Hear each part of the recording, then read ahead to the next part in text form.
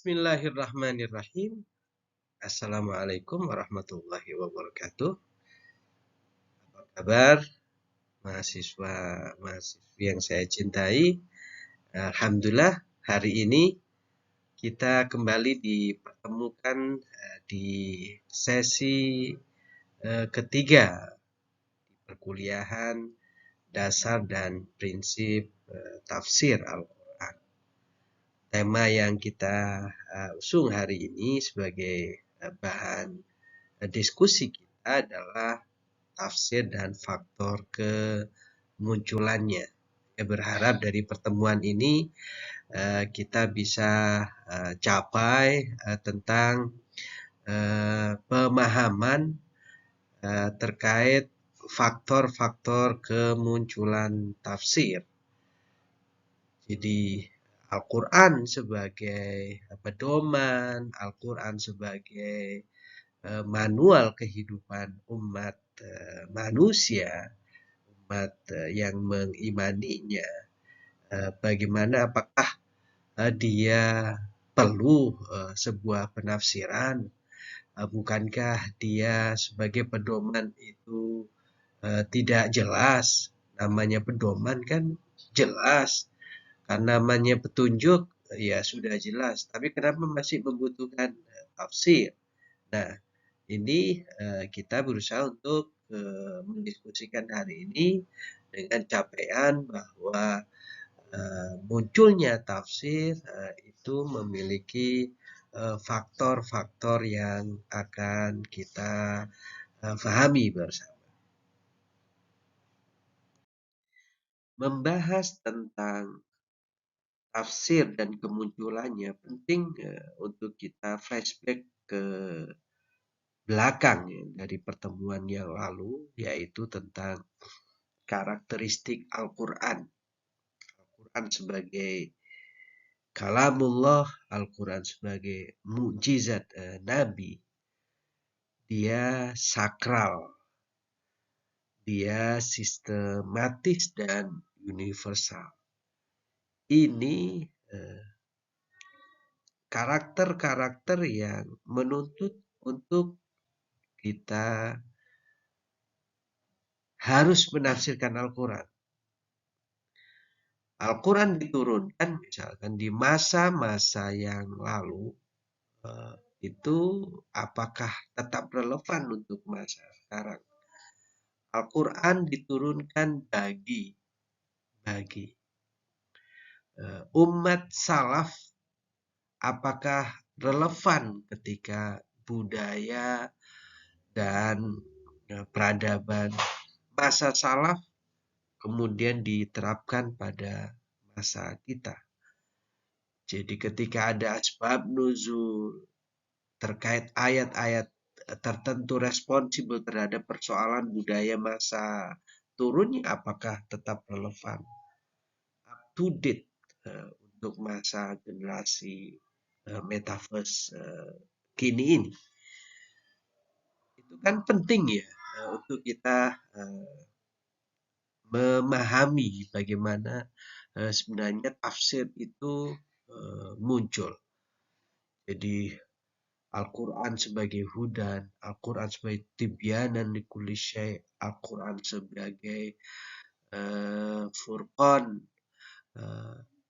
apakah solihun likulli makan wa zaman? Ini harus kita fahami bersama. Jadi penting untuk kita memahami apa faktor tafsir, apa faktor kemunculan tafsir sehingga Al-Quran itu bisa relevan, bisa solihun likulli makan wa zaman, dan menyentuh pada kehidupan umat manusia. Problem-problem persoalan-persoalan zamannya juga Al-Quran menyentuhnya. Ini penting. Termasuk terkait mufassir Al-Quran. Ini pernah kita sampaikan, tapi untuk supaya memudahkan pemahaman terkait faktor kemunculan tafsir ini. Pernah kita jelaskan bahwasanya sebagaimana di dalam ayat-ayat suci Al-Quran menerangkan siapa yang punya kompetensi dalam menafsirkan Al-Quran, itu jelas sekali bahwa summa inna alaina bayanah itu Allah sendiri menjadi mufassir, termasuk juga karena Nabi yang mengemban misi kenabian ini dengan membawa kitab ini untuk disampaikan, tentunya ditubayyina linnas itu adalah tugas Nabi, menjelaskan apa yang tertuang di dalam ayat-ayat suci Al-Quran, termasuk Al-Quran sendiri. Ya, Al-Quran sendiri juga menafsirkan dirinya. Ada ayat-ayat muhkamat, ada ayat-ayat mutasyabihat. Bagaimana ayat-ayat mutasyabihat ini dirujuk kepada ayat-ayat yang muhkam, ayat yang jelas, termasuk terkait misalkan apa yang khusus menjelaskan dari ayat-ayat yang umum. Jadi ada munasabah ayat. Itu satu sama lainnya saling menjelaskan. Dari yang am, terus kemudian ada yang khos, ada yang mutlak, ada yang muqayyad, ada yang mujmal, ada yang mubayyan. Ini kan aplikasi dari Al-Quran menafsirkan satu dengan yang lainnya. Nah, selain itu juga ketika Allah Subhanahu wa taala menghendaki figur-figur suci, itu dalam arti bagaimana kemudian punya tugas untuk mengemban apa yang telah diajarkan oleh Allah, oleh Al-Quran itu sendiri, termasuk oleh Nabi, sehingga diteruskan apa yang menjadi konsep universal dari Al-Quran itu, yaitu Ahlul Bait. Innahu laqur'anun karim fi kitabim maknun la yamassuhu illal mutahharun. Mereka yang disucikan itu adalah figur-figur yang mengemban terus ke ini misi kenabian. Terus kemudian juga setelah Al-Quran ini mengemuka, terus kemudian menyebar, dan masa-masa mereka para figur yang disucikan juga tidak ada, mereka gaib, mereka telah meninggalkan kita, wafat ataupun digaibkan. Itu tugas kita sebagai orang yang kompeten, yang tafakuh fiddin, nah masuk dalam tataran bahwasanya kita ada tafakuh sehingga punya kompetensi untuk menafsirkan, itu menjadi tanggung jawab. Nah, ini perlu ya. Jadi bagaimana setelah fungsi para mufassir ini menjalankan tanggung jawabnya, jelas apa saja sih faktor-faktor yang pada akhirnya fungsi mereka itu dominan, fungsi mereka itu bisa menjadi berjalan. Nah, dari sinilah akan kita dedah, akan kita urai faktor apa saja sih. Al-Quran bukankah sudah jelas tidak ada ikhtilaf, tidak ada pertentangan satu dengan yang lainnya? Bukankah Al-Quran itu petunjuk? Harus diperjelas. Kalau sudah menjadi petunjuk, kenapa masih ditafsirkan. Nah, ini penting untuk kita memahami faktor-faktor kemunculan tafsir. Nah, sekarang masuk ke bagaimana kita pahami bersama. Tafsir itu adalah aktivitas menyingkap, menjelaskan makna dan maksud dari ayat-ayat Al-Quran. Mufassir dalam hal ini melakukan tugas itu. In bahwasanya tafsir itu punya makna karya atau kitab yang ditulis mengenai penjelasan ayat Al-Quran, termasuk ilmu tafsir. Yang kita maksudkan kali ini adalah bagaimana aktivitas mufassir itu muncul ketika ada ayat-ayat Al-Quran responsibel terhadap persoalan-persoalan umat ini. Ini harus kita pahami dari apa sebenarnya itu, bahwa ketika harus disingkap, harus dijelaskan makna dan maksud ayat-ayat Al-Quran, maka apa yang muncul itu dalam rangka untuk menyesuaikan, menyelaraskan arti, makna, dan maksud sehingga menyentuh pada persoalan itu secara relevan, aktual, dan di sini di pertemuan ini saya list berbagai faktor yang memunculkan tafsir.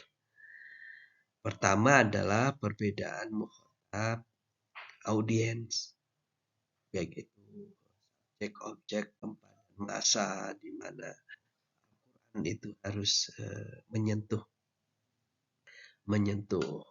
untuk memberikan petunjuknya, termasuk bahwa faktor kemunculannya itu bahwa ada sisi zahir dan batin Al-Quran. Jadi ada wajah zahir, ada wajah batin Al-Quran.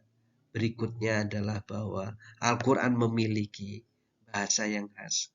Ada ensiklopedi khusus Al-Quran, ya. Jadi ada khas, rumit, dan asing di dalam Al-Quran, ya, ensiklopedinya. Dan itu menjadi faktor ketiga. Faktor keempat adanya konsep supranatural.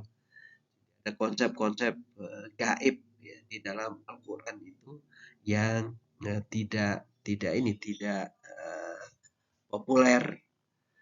Kemudian juga faktor yang lain adanya hukum global dan umum dalam Al-Quran yang membutuhkan taksis, misalnya. Ada juga di sana ada maqasid Al-Quran, bagaimana maksud Al-Quran ini, umum dari ayat suci Al-Quran itu ada maksud khusus dari ayat suci Al-Quran, itu juga menjadi faktor. Ada juga termasuk kontekstualisasi ayat-ayat Al-Quran yang relevan. Ini list beberapa faktor yang memunculkan adanya tafsir. Nah, akan kita bahas berikut bagaimana aplikatif dari faktor-faktor. Faktor pertama, sebagaimana saya list tadi, adalah perbedaan mukhatab. Audien Al-Quran itu beragam, berbeda. Baik itu subjek, tempat, dan masa di mana Al-Quran ini menyentuh setiap zaman. Nah, masa jahiliyah, masa risalah, sampai kepada masa kini, itu kan punya karakter berbeda. Jadi bagaimana kontekstualisasi ayat Al-Quran itu sesuai pada tuntutan masanya. Nah, ini pasti membutuhkan tafsir. Jadi muncul penafsiran. Misalkan coba ada ayat di surah At-Taubah 100 ya. Allah berfirman, A'udzubillahi minasyaitonirrajim, was-sabiqunal awwaluna minal muhajirin wal ansar walladzina tabauhum bi ihsan radhiyallahu anhum wa radu'an wa a'adda lahum jannatin tajri tahtahal anhar khalidina fiha abada dalikal fawzul adzim. Ayat ini termasuk ayat yang kedua di slide. Kalau boleh dibaca, ya nisa an-nabi may ya'ti minkunna bifahishatin mubayyinah yudha'af lahal adzabu dhi'fain wa kana dzalika 'ala Allahi yasir. Audiens Al-Qur'an, audiens ayat ini kan pada masanya adalah para sahabat, adalah kaum muhajirin dan ansor. Masuk ayat kedua adalah isi-isi para nabi. Nah, apakah ayat ini terus kemudian expired gitu? Karena khitabnya adalah pada masanya, yaitu subjek sabiqunal awwalun minal muhajirin wal ansor, orang-orang yang lebih dahulu ya mengimani Nabi, menerima Islam ini dari kalangan para sahabat muhajirin dan ansor ini, apakah menjadi ruang lingkup ayat ini terbatas pada subjek mereka? Ya, termasuk misalkan ya nisa Nabi, apakah khitab kepada isi-isi Nabi ini terus kemudian tidak jadi relevan buat kita khitabnya? Ya enggak. Nah, bagaimana terus kemudian menjelaskan maksud dari ayat ini? Bagaimana makna sesungguhnya, maksud sebenarnya dari ayat ini? Ini butuh tafsir. Al-Quran difahami kontekstual, difahami sesuai dengan zamannya. Itu mesti dalam ayat ini bukan bicara tentang sahabat saja atau bicara tentang istri Nabi saja. Oke, figur-figur yang direspon pada masa turunnya itu ya aktual bagi mereka. Tapi kontekstualnya adalah bahwasanya ketika khitab Al-Quran ini hudal linnas, menjadi petunjuk bagi semua manusia. Jadi ini harus kita tanggalkan dari maksud ayat ini apa yang menjadi khitab khusus bagi muhajirin maupun istri Nabi. Kali ini subjek-subjeknya adalah umat milenial, ya, umat yang hidup di masa digital, masa-masa metaverse ini seperti apa juga tersentuh oleh ayat ini. Ada pesan atau maksud umum apa dari ayat ini? Itu yang penting. Jadi siapapun, apakah para sahabat, apakah generasi-generasi setelahnya, itu tersentuh oleh ayat ini. Kalau ada dua hal di dalam ayat ini bisa kita pahami secara universal, yaitu tentang kerelaan, tentang keridhaan Allah dan keridhaan manusia.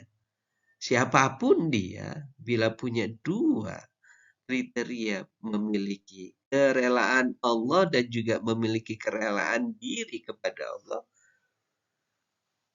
dalam hal berideologi, menerima Islam sebagai worldview, sebagai pandangan hidupnya, sebagai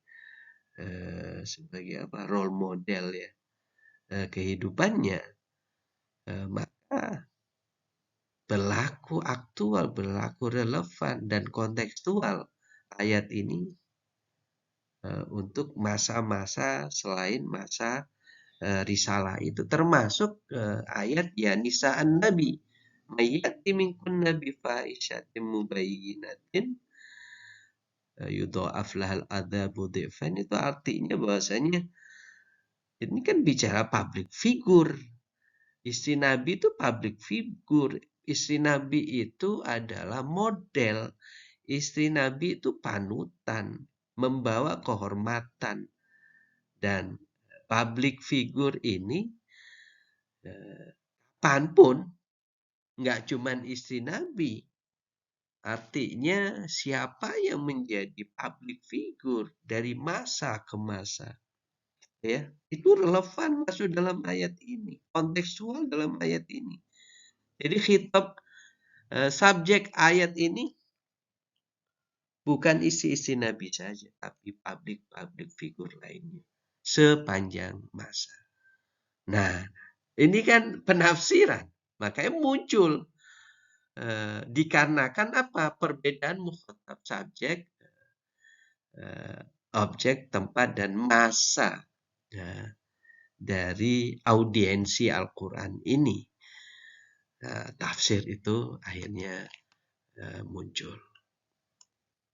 Selain audien Al-Quran itu berbeda, tafsir juga akhirnya muncul dikarenakan ada wajah zahir dan batin Al-Quran. Al-Quran itu punya zahir, punya batin. Coba aplikatif dari ayat ini misalkan, ya ayyuhalladzina amanu innamal khamru wal maisiru wal ansab wal azlamu rijsum min amali syaitan fajtanibuhu la'allakum tuflihun. Orang-orang beriman, wahai orang-orang beriman, sesungguhnya minuman keras, berjudi, berkorban untuk berhala, dan mengundi nasib dengan anak panah ya, adalah perbuatan keji dan termasuk perbuatan setan. Maka jauhilah agar kalian beruntung. Ini wajah zahir ayat ini kan bicara tentang khomer, bicara tentang sesuatu yang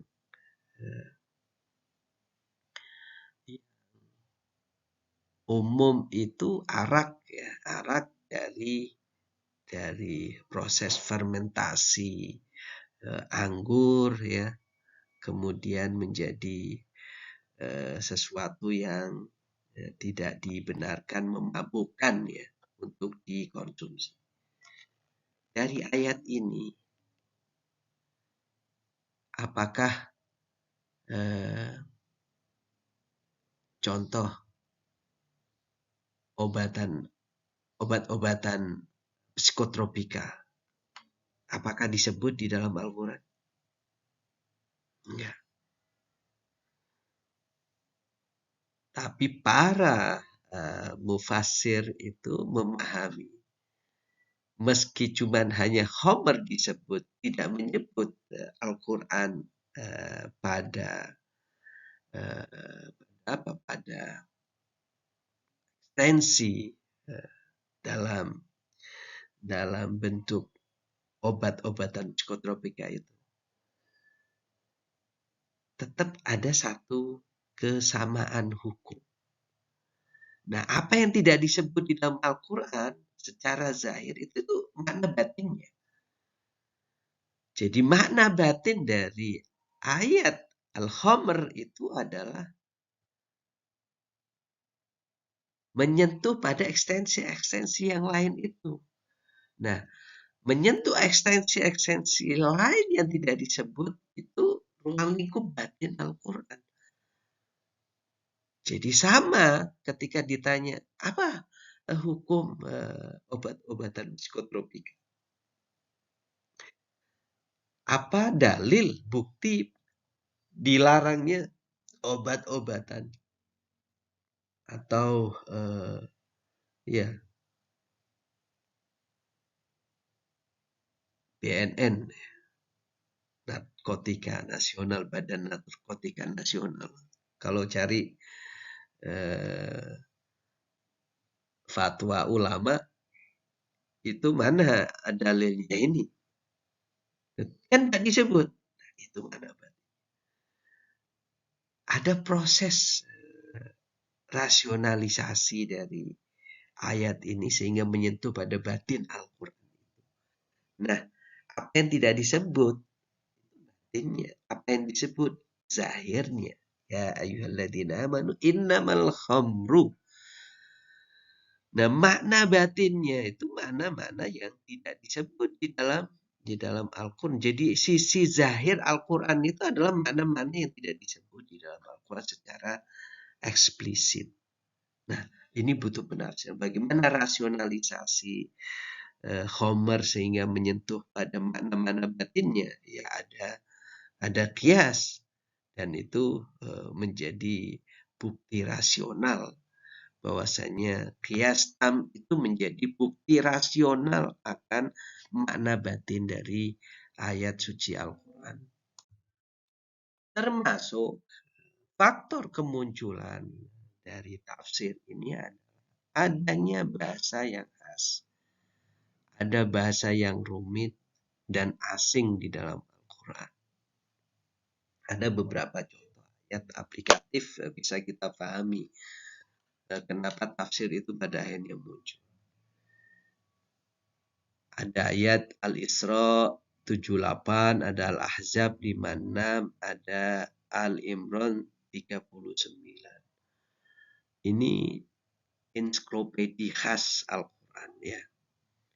Jadi ada ensiklopedia khas Al-Quran yang pada akhirnya menjadi faktor kemunculan tafsir. Kita kalau melihat kamus ensiklopedia bahasa Arab, Al-Quran dalam bahasa Arab, sholat itu artinya apa sih? Kan berbeda-beda ini artinya sholat. Sholat itu berarti ada jadi perbuatan mulai takbiratul ihram sampai salam itu adalah praktek ibadat dogmatis tertentu di dalam Al-Quran yang tidak dimiliki oleh umat-umat sebelumnya. Jadi bahasa Arab sebelumnya memahami dogma ibadah sholat ini kan berbeda dari apa yang dilakukan oleh umat Muslim sebagai ajaran umat Islam ya, umat Islam sebagai ajaran khasnya. Berbeda dengan umat-umat sebelumnya. Jadi ketika akim sholat dulu kisams ila ghasakil laili wa Qur'an al-fajr inna Qur'an al-fajri kana masyhuda itu apa yang dimaksud dengan sholat? Kalau kita melihat ensiklopedia bahasa Arab sebelum pra-Qur'anik mungkin dia punya hati berdoa, memohon rahmat, memohon sesuatu, anugerah, iya berdoa.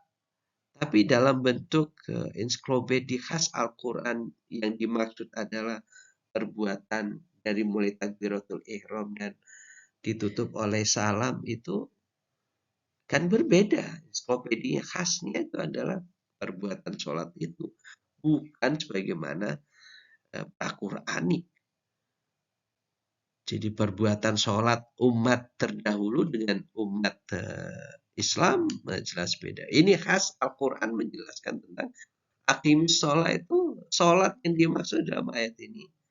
Nah, ini kan penafsiran yang harus dilakukan untuk menghindari apa yang tidak dimaksud oleh Allah dalam ayat ini. Jadi kata sholat itu adalah dogma khusus di dalam ajaran Islam, ya. Nah, termasuk misalkan innallaha wa malaikatahu yusholluna 'alan nabi ya ayyuhalladzina amanu shallu 'alaihi wa sallimu taslima. Apakah yusholluna derivasi kata sholat dalam bentuk isim ya dari isim sholat itu ke fiil yusholluna mudhari, apakah artinya sama? Enggak sama. Yusholluna itu sholawat khas untuk Nabi, ya, khas untuk Nabi. Jadi term sebuah penghargaan bagi sosok Nabi Muhammad Shallallahu Alaihi Wasallam dan keluarganya itu adalah ensiklopedi khas yang dimiliki oleh Al-Quran. Bukan sebagaimana sholat dalam bentuk doa yang pada umumnya dipahami sebelum masa pra-Qur'anik, termasuk fanadathul malaikatu wa huwa qa'imu yusalli fil mihrab annallahu yubashshiruka bi Yahya musaddiqan bi kalimatin minallah wa sayyidan wa hasura wa nabiyyam minas salihin. Nah, ini terkait cerita tentang Nabi di keluarga Ali Imran itu. Keluarga Imran memahaminya sholat itu kan tidak sebagaimana sholat yang dilakukan oleh kita umat Islam. Jadi dari sinilah butuh adanya tafsir sih. Sehingga mafhum bagi kita faktor munculnya tafsir itu karena memang ada bahasa yang khas, yang rumit, termasuk asing dalam Al-Quran. Itu penting untuk kemudian difahami sebagai faktor kemunculan. Nah, berikutnya adalah bahwasanya Al-Quran itu ada bahasa-bahasa supranatural. Adanya konsep supranatural. Ada alam gaib ya.